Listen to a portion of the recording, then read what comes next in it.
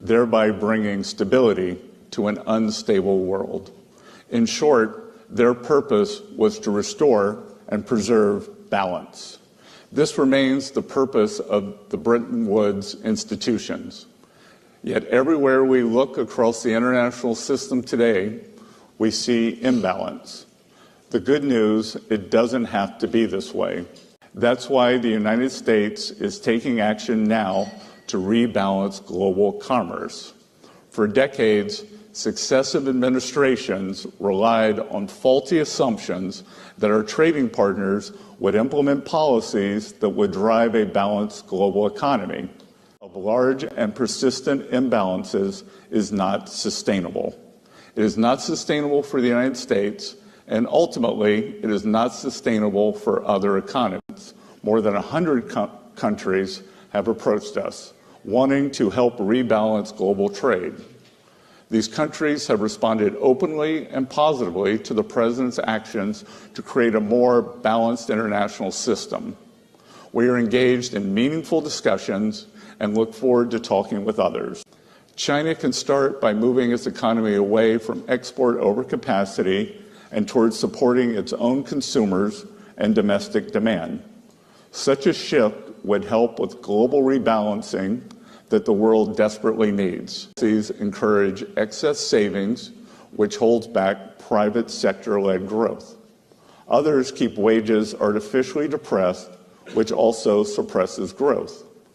These practices contribute to global dependence on U.S. demand to spur growth. Initial actions from Europe on increased fiscal and defense spending are proof that the Trump administration's policies are indeed working. The Trump administration and the U.S. Treasury are committed to maintaining and expanding U.S. economic leadership in the world. First, we must make the IMF again.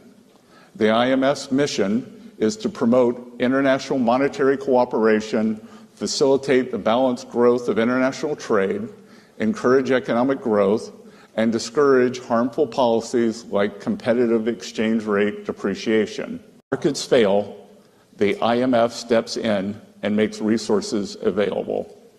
In exchange, countries implement economic reforms to resolve their balance of payments issues and support economic growth.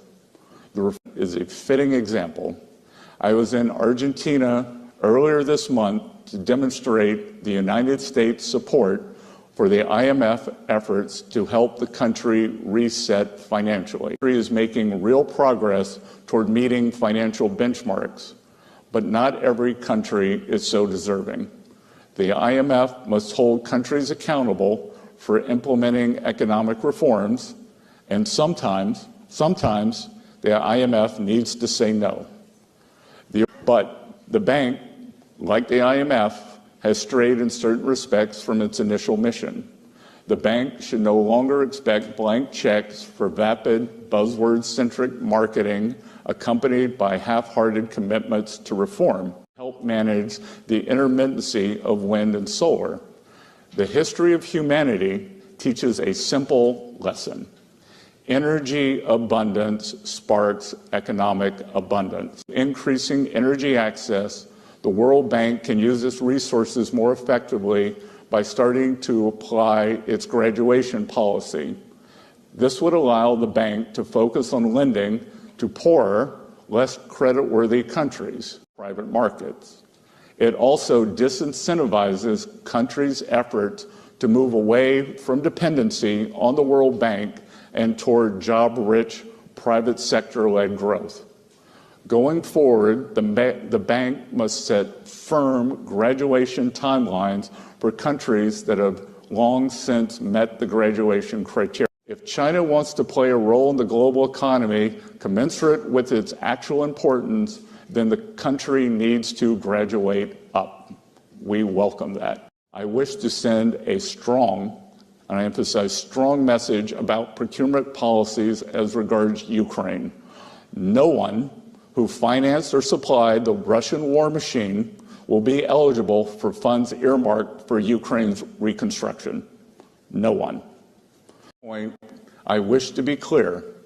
America First does not mean America alone. To the contrary, it is a call for deeper collaboration and mutual respect among trade partners.